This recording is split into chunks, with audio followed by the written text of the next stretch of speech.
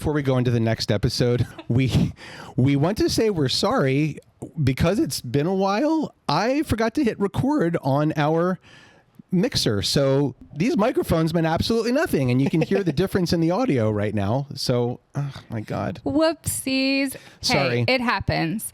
I think I was thinking about what I was going to be talking about, and I wasn't really focusing on the mechanics. So please bear with us when you listen to the episode that follows this. Yes. The subject matter is too good. We just couldn't re-record. So No, I don't know if I emotionally could do it. But anyway, Now you hear what the audio is supposed to sound like. And when the episode follows this, you'll hear it. So oopsies. Sorry, guys. Welcome to the Keychain podcast, where every key tells a story. I'm Matt. I'm Mish. And I'm Josh. And today we're giving you an inside look at the people, the partners, and the purpose behind the Matt Harnick real estate team. And it's been a while. Hello, guys. Let's just address the elephant that's in the room about our hiatus, right? It's been a big hiatus. It's been a little bit. And first, we want to say thank you for your patience, your kindness, your understanding. It really meant a lot to our team as a whole. Yeah. We've had a tough couple of months since we're actually started back at our Pi Day event in November. And a little bit before that. And we tried to mask it, hide it, put on our brave faces the best that we could. And I think we did a pretty good job of it until about January. Probably January. I think right when we were about to really start business planning, and Matt and I sat down and went, I don't know if we can business plan because I don't think we know what 2026 looks like for us at this very moment. And we kind of went, all right, what's the priorities here? Like, what do we have to do and what can we kind of put on the back burner? And unfortunately, you guys got put on the back burner. I'm sorry, everybody. I'm really sorry, but there's a reason to that. Our motto and some of the pillars of our business is always family first. And for the first time in 5 years, we put family above the business for about 6-7 months. I'm not saying that the business didn't happen. We had a killer Q1 and Q2 as our team, record-breaking if I say so myself. Record-breaking for sure, yeah. But it didn't come without its own challenges and some compromises that had to happen. So I think today's going to be sort of filling you in. Yeah, I think we have to kind of explain ourselves a little bit. So I'll warn you, pull out your tissues, get ready. I think there might be some tears on our end. This one's a doozy. It's a doozy. Yeah.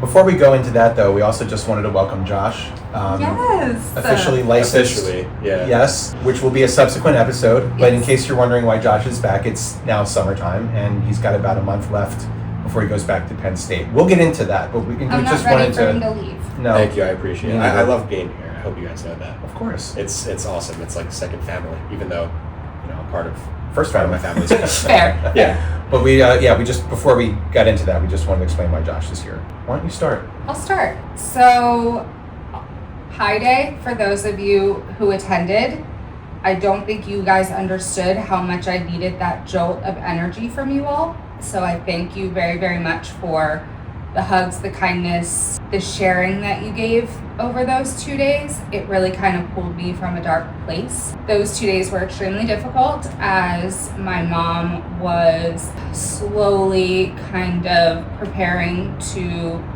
pass from her 14-month battle with cancer. And a lot of those days I was like half paying attention to you guys at the table and like half on the phone trying to like figure out what was going on. And being over 1,000 miles away while she was in Florida was a difficult thing to do. And I actually spent a lot like spring, summer of 2025 not in the state of Pennsylvania. But none of our clients or none of you guys really knew that because nothing really changed. But I was back and forth on a plane a lot, just trying to be present and be there for my family that was down there helping care for my mom. And I can't say thank you to my aunt and uncle enough for everything that they did for my sister and I. But yeah, my mom actually passed away on Thanksgiving morning, 2025. And 2 days after we started Pi Day. Yeah, and it was, you never really prepare yourself for that. You can, but you can't at the same time. So it was a little tough. And because we had kind of an extended holiday from our team to celebrate family and everything, I took those couple of days and really sat in my feels and was like, okay, she's no longer in pain. Like we're okay. And then kind of got made our way through 2025. Very like, I was like, let's just wrap up this year. I'm done. And I think I even said that to Matt a couple times. I was like, I'm over 2025. Can we just be done? Yeah. Not knowing what was coming in 2026. So then in 2026, we had another kind of like backhanded, here we go again, that happened with me and with Matt. With me, it was my puppy. And if you know me, my puppy was my daughter. And we had to let her kind of cross the Rainbow Bridge in June. And that was hard because we had almost 13 great years with her. But seeing her the last couple of weeks was just really, really difficult to watch. This like animal that you love so much just kind of go down really quickly. But all the grief hit me at once. We had a couple other family members pass away in 2026, the beginning of it. And I think everything hit me the day of putting Rory down. And I text Matt and I was like, when everything happened, I was like, yeah, I'll be in like the next day, or I might take the next day off. I'll be fine. Yeah, like 5 days later, I came back to the office because it all just hit me all at once. And my body said, nope, we're shutting you down for a week so that you can really like process everything. Yep. So I can't thank these two enough because luckily Josh was home and he was able to kind of step in and help out when needed, because otherwise I would have been like, what do we really do here? Because I completely like didn't answer emails, went off the grid kind of thing. So that's what's been going on with me. But when I say there was a twofold, there was also something happened to both of these guys that has been going on that we didn't really talk about. Yeah. Are you okay? No, yeah. I can take over if you need to, like at some point. You'll jump into if you want. So last year we did an episode talking about giving back. We talked about giving back to fund cancer research. Now you know why, a little more about that, about autism research. And we also talked about Alzheimer's. And I think the way that I couched it was that I had a family member who had Alzheimer's. It was my dad.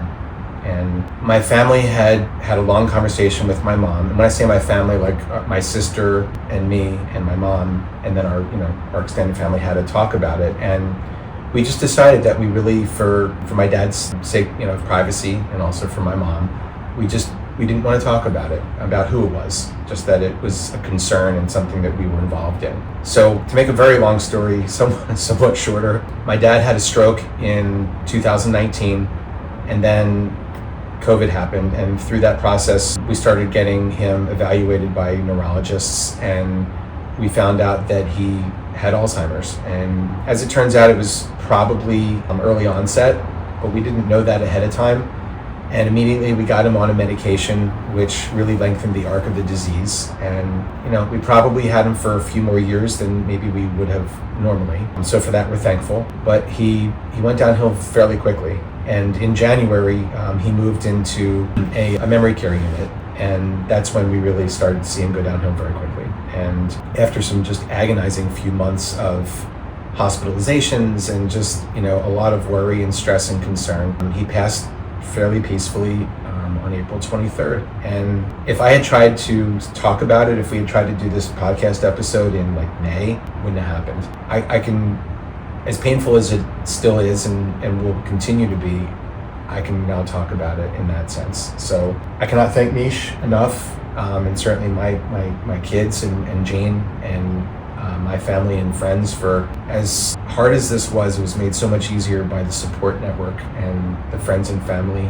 and everyone that really banded together to make this as easy as it possibly could be. We had a wonderful funeral for him, as wonderful as funerals can be, and just the fact that the room was just filled with people who cared about him, who cared about us. It was great. We didn't really talk about it from a perspective until after he had gone of, I lost someone. There were a lot of times where there were just, especially over the months between really February and April, where I needed to be with my dad, I needed to be with my mom, I needed to be with my family.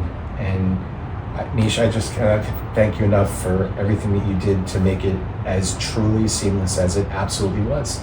You did the same for me from, what was it, June of 2025 through? Yeah, like it's just what you do when you've got a great partner in the business, is you both kind of pick up when the other needs time. And I think we tried our best. I know there were a few fumbles that happened, and again, for all of the co-op agents we work with and most of them, but all of our like agents that we worked with and our clients and the people in our office, like we cannot say thank you enough for just being 115% supportive in whatever we needed. There were so many people who were like, do you need help with showings? Do you need me to go do this for you? Do you need me to double check or call this person for you? And I was like, I can't stress like thank you enough for that, because it made what was an awful year or more just a little bit better, knowing we had some great people in our corner. I mean, to that end, coming into the office, for my part, coming into the office in the days and weeks after my dad passed, I was met with hugs and just such a show of support and emotion, and specifically speaking, for our office, Keller Williams Bluebell, so many agents just took the time to say, I went through something similar to that, and if you need anything, and they meant it, and that really made such a difference. And when I say most of the co-op agents, the agents that were on the other side of whatever purchase or sale, but for the most part, just some of the most fabulous, again, shows of support, like here's what's going on, maybe not specifically, but kind of like here's what's going on, and whatever you need, we're there, we'll help you, kind of thing. And again, with a few exceptions, it was fantastic. So to all of you, thank you. And then of course, after Mish put it out on Facebook, after I put it out on Facebook, we just received such wonderful, again, same thing, shows of support. It's unfortunately a fact of life. We, I guess both of us knew it was coming at some point. We just didn't know when. And I don't think we were expecting them both to happen so close together. I think that's what really was a shock to the team system. It was like we felt like we just got over one and we were jumping. I think the one day I literally called him one night and I was like, didn't we just do this? Like, weren't we just here? Can we get like a little break? And I feel like this summer we're getting a break. Knock on every piece of wood that's around here. I feel like we're kind of in a good spot, that we found a really good balance of work life. Taking the days when we need not take it for granted. Take it for granted. Like, we're like, no, we're gonna go to the beach. We're gonna leave on Thursday instead of Friday because we want those extra couple hours. That's what Josh is doing today. He's like, you know what? Whatever. He's like, you cool? I'm gonna leave tonight. And I was like, see ya. Have a great time. Like, go enjoy time with your family. The girl who is terrible at taking time off has 3 things scheduled between now and the end of the year, and like that wouldn't have happened a year ago. So I think we just have a fresh perspective on business, life, everything. One of the things that's just, and we talk about this all the time internally, one of the things that's just so wonderful about what we have and what we do is that it just really offers us the flexibility to know that when we need to, we're putting in overtime, we're just there for all the hours and all the things and all the details. And then when we can afford to take a day or a weekend or a week, I don't think either one of us was necessarily great about doing it. I mean, we would do it most of the time when I would like threaten to kick me out of the office. And I actually did say that to her like a couple weeks ago. And she would say the same thing back to me. Now it's like, I think we both understand that if there's any meaning that we can derive from the loss of 2 people in our lives who obviously meant so much to us, that's one of the best lessons we can learn. Like, this life is so important and so valuable. How do we live it to the fullest? My dad was my rock and my everything. He was my best friend. And it's funny, I've said this a few times more recently, like one of the last conversations I had with him, maybe a week before he died, was I knew what our May calendar looked like, if you will, in terms of like how many families we were helping and the level of business that we had attained for May. I didn't have a full picture of it yet, but I knew it was going to be really special. And it was, again, it seems kind of silly now to think that's the last conversation I had with him, but I shared with him exactly, what May looked like for us. And his eyes like popped open. He was like, wow. Like, And that was the last two-way conversation I had with him.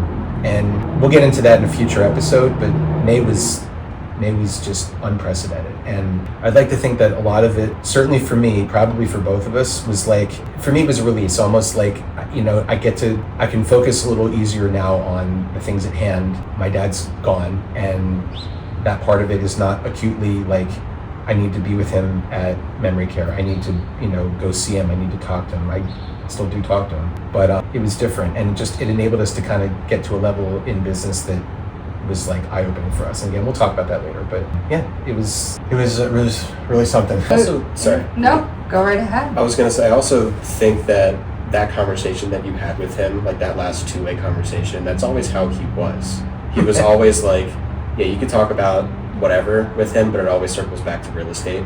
I remember you were telling me that you two went on a trip, and your ATVs taking through like the Costa Rica mountains or whatever, and they're the clearing, the top, and he's talking to the tour guide about like a development down there, and I'm like, that's him, that's Poppy, you know. Yeah. And so that two-way conversation, yeah, it was about business, but like that's what he enjoyed, and those are he the was things such like a driver. Those are the things that really made him so happy, was to like hear how well things were going.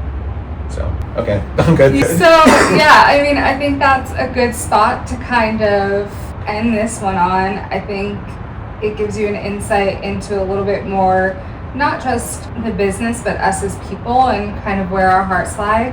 We always put our heart on the sleeve, and this year definitely came out in the last, specifically the last like 6 months, 7 months, we've shown our heart a lot more, and I think it's been reciprocated in our business, and we'll talk about that in a future episode. But you put out the good vibes and you talk about the things that matter, and I think the right people come into your world and change your world, and that's what happened in Q1 and Q2, specifically Q2 and almost into Q3. I can't believe it. And to all of you out there who supported us through this, even if you didn't realize that that's what you were doing, thank you.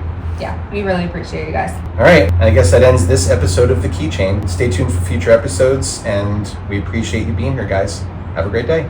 Bye. See ya.